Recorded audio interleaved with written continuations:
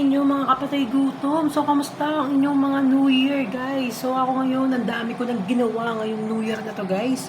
So, ito na nga, nag-aalmusal tayo, guys, ng ating pasta, guys, na binili lang natin sa SNR to, guys, no? Para ipanghanda tayo kahapon, guys. So, yan. Ito. Ang sarap talaga nito, guys. Tapos meron tayong mandarin orange, guys. Itong ating mandarin orange. Yan. Paborito nating mandarin orange. So, yan. So, inom tayo. Ay, sarap. Unang almusal natin ngayong taong 2024, guys, no? Sana maganda na yung mga mangyari pa sa atin, guys, ngayong 2024. So, magdasal tayo, guys, na puros blessing yung pumasok sa atin, magandang kalusugan, ang mga wish natin ngayong 2024, di ba? Maging successful pa tayo lalo. So, ang sarap, guys. Nagpainit ako ng tubig, ng hot water. So, ito na naman, hinahanap na naman natin yung tripod natin. So, kumusta, guys? Ano yung mga handa nyo ngayong 2024, guys? So, for sure, napakadami nyong handa nyo, guys. No? Kasi yung iba, guys, hindi naghahanda, di ba? Yung iba hindi naghahanda ng Pasko, tapos talagang New Year talaga sila naghahanda. Talagang matinding preparasyon, guys, yung ginagawa nila pagdating pagsapit ng New Year. So, ganun din ba kayo, guys? Yun. Tapos kahapon, yun nga, mga ganap kahapon, guys. Nabili nga ako ng pagkain sa SNR. Namili ako ng grocery ako. Biruin nyo, guys. Dumating kami sa SNR is, nakapasok kami sa loob is, 8:30 a.m. Grabe, guys, no? 8:30 a.m. nakapasok kami sa loob. Tapos, umorder na ako, guys. So, pinag-pay ko na lang si Mahal dun sa table doon, sa waiting area dun sa loob. Grabe nangyari. Pero mo tapos na akong mamili, siguro wala pang 1 hour yung pag-grocery ko, tapos na ako lahat-lahat. So, ang nangyari, guys, pagbalik ko, kasi yung nirentahan namin sasakyan, guys, hanggang 1.5 hour lang siya. Grabe, naabot kami ng 2.5 hour ata doon, guys, sa SNR.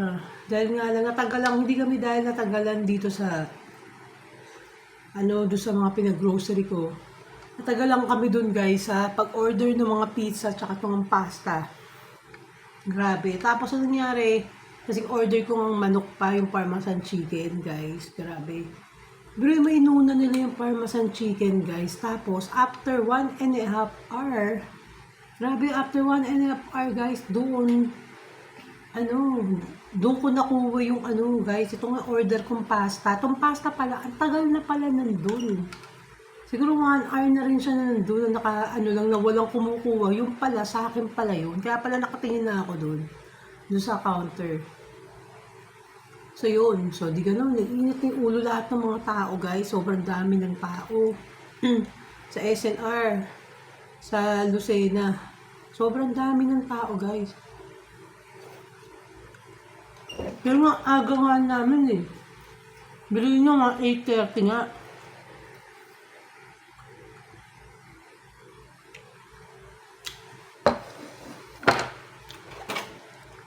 Tapos, 1.5 hour bago na yung mga order. Kung di pa ako nagkagalit-galit doon. Pero mo, guys, di pa ako nag-almusal. Dahil expected ko talaga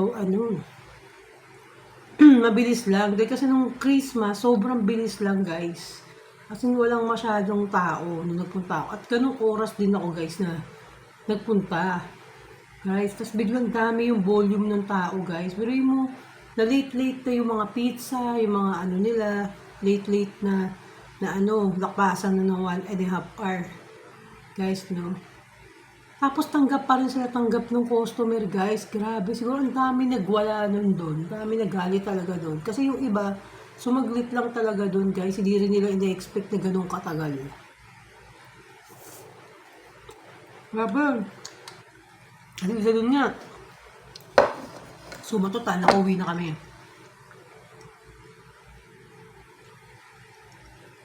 Hi. Tapos, ngayon nangyari. Siyempre ako sumubo lang ako ng konting pizza. Parang hindi sapat yung pagkain ko noon. Dahil kasi, diba hindi na ako makain sa gabi, di ba? So, almusal lang talaga yung pinaka-energy ko. Kailangan ko kumain. So, yung nag-skip nga ako. So, nararamdaman ko na yun doon sa SNR. Mas masakit na yung tiyan ko, guys. Masakit na. Sabi ko, sige, kailangan ko mag-order na bago pa pala uminit yung ulo ko. Sabi ko, bago ako mag-grocery, sabi ko, sige, order na ako. Expected ko makukuha namin agad yung pizza, yung pagkain. Grabe nga, nagintay nga kami 1.5 hour. Oh, tapos pagkatapos nun, umuwi na kami nga, nakauwi na kami after 1.5 hour. Uwi na kami, dinala ko yung mga pinamili ko dito, ganun. Tapos lumabas pa ako, guys. Kumain lang ako ng konting pizza na naman. Guys. Tapos, hindi pala sapat yung pizza na yun, guys, na yung kinain ko na yun, na pizza. Tapos, kasi may binili kasi ako, guys, pumunta ako sa bayan. Meron kasi akong binili. Tapos, ganun, nandun na ako sa store, guys, nung pinagbilang ko. Sabi, guys, nakaramdam ako ng sakit ng tiyan ko. Tapos, yung napakainit nung panahon, parang nagsama-sama yung sama ng pakiramdam. Sumama bigla yung tiyan ko. Sabi ko, ba't ganun? Diba? Bakit ganun? Tapos sabi ko, hindi na ako mapakali. Naghahanap na ako ng, guys, na mabibila ng pagkain. Sabi ko, sakit ng tiyan ko. Buti na lang dala ko yung Quantumin Plus. Yung Quantumin Plus na iniinom ko, guys, buti dala ko siya. Kasi talagang siniritan ko na, naglaklak na ako kasi emergency na, masakit na eh. Sabi ko, ba't ganun? Hindi umi-effect. Tapos naghanap ako ng mabibilan ng pagkain. Sabi ko, kailangan ko kumain kahit ano. Kasi sobrang sakit, guys. Talagang sumasakit yung tiyan ko. Sumakit yung tiyan ko, grabe. Parang ganun yung sakit na naramdaman ko nun. Nung yun nga, nagda-diet din ako nun. Nalipasan din ako ng sumakit talaga yung tiyan ko. Sabi ko, Lord, naku, sana may mabilan ako ng pagkain. So, yun nga, nakita ko yung 7-Eleven. Nakita ko yung 7-Eleven nga. Kasi yung bumili ako nung gardenia na bread. Meron sila doon bread na gardenia na slice. Meron sila. Grabe, alam mo, hindi ko pa binabayaan sa counter. Kinakain ko na. Kasi hindi ko na kaya, guys. Nag-iiba na yung mood ko. Kasi talagang sama na ng pakiramdam ko. Tapos nun, buti may Gatorade. Nakabili na rin ako ng Gatorade. Tilaklak ko na rin yung Gatorade doon. Di ganun, nilalapang-lapang ko, kinakain-kain ko. So, pumunta ko doon sa shop, yung pinagbibilang ko. May binili kasi ako sa isang shop. Sabi ko, pwede na bang babayaran ko na. Kasi parang nagmamadali na ako sa sama nga ng pakaramdam ko. Kasi inaayos na nila. Sabang inaayos na nila yung resibo. Yun na nga, guys, yun na, kumakain na ako doon. Tapos nga, minom na ako ng Gatorade, medyo yun, mas parang sirit ako ulit ng Quantumin Plus, guys, yung iniinom ko. Buti dala ko yung Quantumin Plus, guys. Ang laking bagay talaga, guys. Talagang pag emergency, kailangan dala-dala mo siya lagi sa bag mo. Tapos nga ganun, hiniritan ko na. Na ako. Ang dami ko nang sa bibig ko, guys. As in, direkta na sa bibig ko yung Quantumin. Sinirit ko ng ganun. So, yun, guys, yun, dumighay na ako. Naimasmasa na ako, guys. Ganun. Sobrang nakakatakot yung experience ko na yun kahapon. Kasi talagang, lagi talagang dapat dala ko yung Quantumin. Tsaka dapat, bago natin gawin yung mga bagay-bagay, dapat inuuna natin talaga yung pagkain sa umaga. So, yun yung nakalimutan ko kasi. Dapat talaga kakain talaga ako. No? Kailangan talaga sa umaga talaga kumain talaga ako ng heavy. As in heavy breakfast talaga dapat yung kakainin ko. Yun yung pagkakamali ko, hindi ako kumain. Hindi pa rin kasi ako nabusog doon sa pizza kasi isang slice lang yun. Parang hindi sapat. Naghati pa kami ni Mahal no, habang nasa biyahe kami, kumakain kami. Mas konti lang din yung kinain ko dito nung umalis ako ulit. Parang doble-doble yung pagod ko. Tinapos ko ng buong araw yung dapat kong gawin. Pinagsabay-sabay ko, guys. So, yun. So, yun nga, guys, yung mga kaganapang kahapon. So, laking pasalamat ko doon sa Quantumin at meron akong Quantumin Plus. So, wala yun siguro. Baka nagpasugod na ako sa guys, hospital, sa clinic dahil sa sakit. Yun naman yung iniiwasan ko na, na wag ayokong mangyari na nadalhin pa ako sa ospital. Buti na lang yun yung quantum, yung lagi kong dala yun guys. Hindi ako umaalis talaga na wala akong dala naman. Kasi kahit anong mangyari sa atin, laklakin mo lang yun. Kasi talagang maano ka talaga. Naramdaman mo. Kaya yun yung mga kwento-kwento. Tapos yun nga, tulog ako kagabi. Tapos, nagising ako siguro ng mga... nagising ako 11 o'clock na guys, 11:30. Mag-New Year na. Ang kukulit nga ng mga tao guys. Sandali lang yung putukan, tapos merong makulit na revolusyon ng motor niya. Ayun nga, nandun sa tapat namin yung motor ko. Sabi ko, ano ba yun? Sabi ko, revolusyon ng motor niya, tapos tinitigil niya yung revolusyon. Sabi ko nga, sana nga tapusin niya hanggang alas 2, wala siyang tigilan, hanggang tigilan. Eh, pagdating na 12:30, tumigil na. Sabi ko, ano ba yan? Walang kadating-dating. Wala lang, nakakatawa lang. Pwede sumabog yung makina niya nun guys, so wala siyang tigil na kaka-revolusyon dun. Tapos itinitigil-tigil niya. Sabi ko, naku, huwag mo itigil. Tuloy-tuloy mo lang. Takot din si kuya masira yung motor niya eh. Diba? Yun. So walang masyadong nagpaputok guys ngayon dito. Siguro ano lang. Sandali lang guys. Siguro mga 10 minutes lang yung mga nagpaputok. O mga ganun lang. Bilis lang guys. Kasi aga nila inubos yung mga paputok nila. Wala pa alas 12. So konti lang talaga yung mga nagpaputok. No? Parang matututo na yung mga tao na diba, sa pagkain na lang nila ilaan kaysa bumili sila ng mga paputok. Sayang lang kasi guys, diba? Hindi naman ano yun, sayang lang yung pera. Sa pagkain na lang, tutuwa pa yung pamilya mo, makakain pa na maayos yung mga anak mo. Hindi ka pa gumastos ng ganong kalaki lang para sa paputok kasi luho na lang. Hindi naman dapat talaga guys kasi unang-una ma-aksidente ka. Unang-una yung usok nun guys na nakakapinsala pag nalanghap mo yung usok nun, diba? No, nag-iingat nga tayo guys, 'di ba, para di tayo magkasakit tapos 'di ba, ganun gagawin. Kahit sabihin natin tradisyon 'yun, New Year kailangan natin magpaputok, kailangan natin mag-inay. Hindi na rin worth it guys, no, huwag natin gawin 'yun. Masasayang lang tayo ng pera. Hayaan na lang natin yung ibang tao na bumili, yung may mga kaya talaga. Na may mga sobrang silang kayamanan dyan na para gamitin nila sa mga firecrackers, 'di ba? Ayun lang yung kwento ko guys. Yun lang yung mga kaganapan. Mas naglaban na ako kanina guys. Ayoko kasi natatambakan ng mga maduming damit. Tapos yun nga. Kailangan malinis tayo, di ba? Pagpasok ng taon, kailangan malinis yung bahay natin, di ba?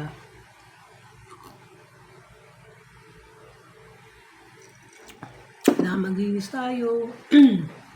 Tapos kung ano yung sipag na ginawa natin last year, no?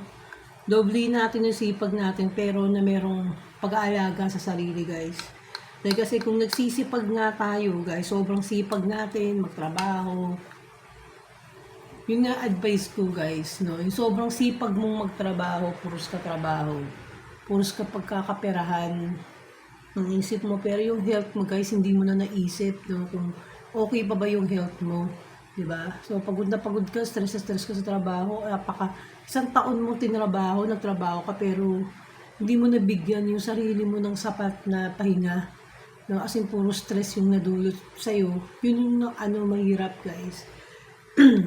Ayun yung wag nyo gagawin, no? Na masyado kayong gusto nyo makapag-ipon agad. Napakadami yung gustong gawin, dami yung gustong, diba? Puros pera yun na sa isip nyo. Dapat balanse lang lahat yung mga bagay-bagay. Nagtatrabaho ka, nag-e-enjoy ka, yung pera na kinikita mo, ginagamit mo sa tama. Diba? Nag-e-enjoy ka para sa sarili mo, ini-enjoy mo yung makasama yung pamilya mo. Diba?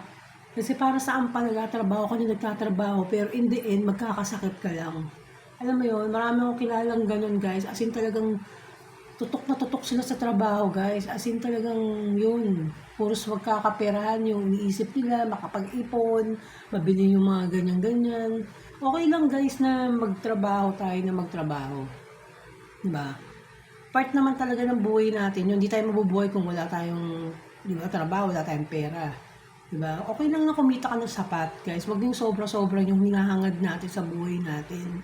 Di ba? Nandiyan na kasi yung nagkakasakit ka na tapos wala ka pang panahon sa pamilya mo. Hindi mo nabigyan ng sapat na panahon yung pamilya mo. Dahil kasi nga, trabaho ka ng trabaho. Ang pinaka-main goal mo, yung makaipon, diba? Yung makaipon ka ng milyon-milyon, bilyon, pero yung kalusugan mo at yung quality time mo sa pamilya mo nawala. No, yun ang yung na wag nating iisipin, wag nating gawin, di ba? Dahil kasi parang ano na tayo, nakakulong na tayo dun sa puros trabaho na lang. Pero yung pagpapasaya sa sarili natin, guys, wala na. Di ba? Hindi na tayo nakakapasyal, hindi na kayo nakakapasyal.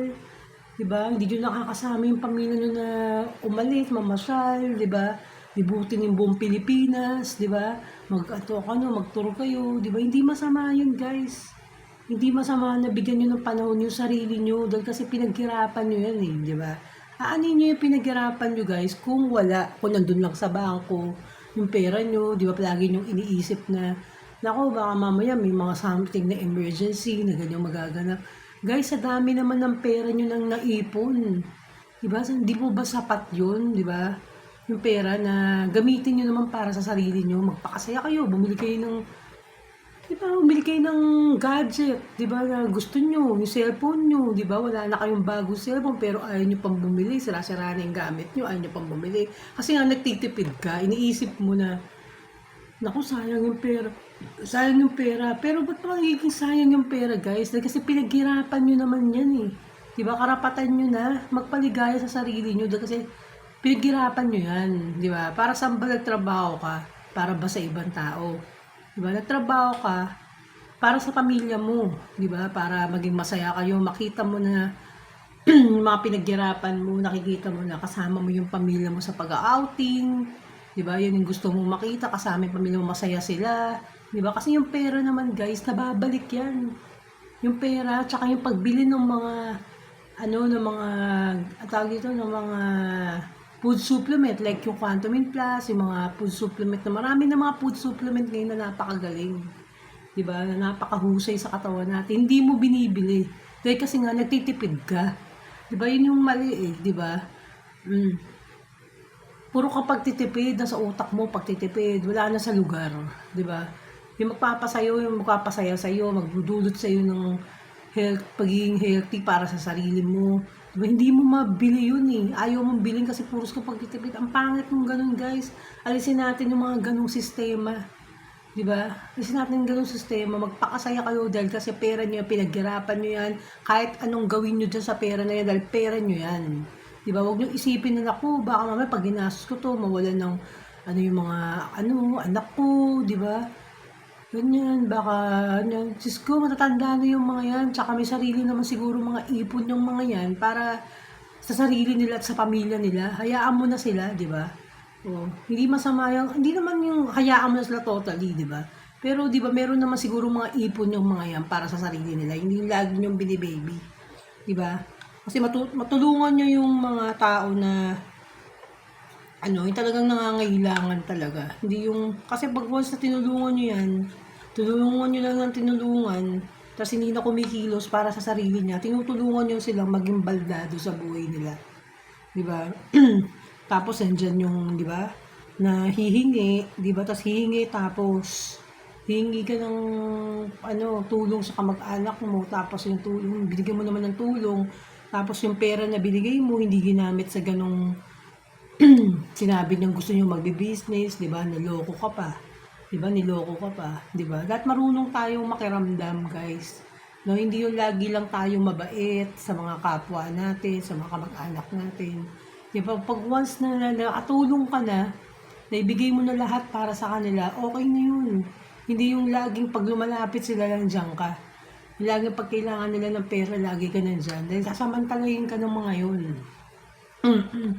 Sasamantalayin ka ng mga ganong tao. Kaya dapat nag-iingat tayo doon. Hindi porket may mga pera tayo, dapat nagiging maluwag tayo. Pag umutang sila, laging merong ibibigay, di ba? Kasi tinuturuan natin sila maging tamad eh. Na hindi na kumikilos para sa sarili nila eh, di ba? Hirap yung ganun, guys. So, yun lang yung mga nabibigay nating advice lang ni Lola Basyang, guys. Ito na naman si Lola Basyang, kwento na naman ang kwento. So, tama lang naman yung mga ina-advise natin, guys. Sa inyo na lang yung kung susundin nyo yun, yung mga ina-advise ko. 'Di ba? Kung i-adapt nyo sa buhay nyo yun, sa sarili nyo yun, yung mga advice na binibigay ko, wala namang masama kung ayaw nyo sundin. Dahil kasi may kanya-kanya naman tayo, guys, sa desisyon sa buhay, di ba? So, yun lang yung makukwento ko, guys, na may share ko na tama. So, kung hindi kayo natutuwa doon sa mga ina-advise ko, okay lang naman huwag nyo sundin, di ba? Nasa inyo naman yun. So, nagkakwento lang naman tayo, di ba, ng mga bagay-bagay, mga na-experience natin doon sa ating mga, di ba?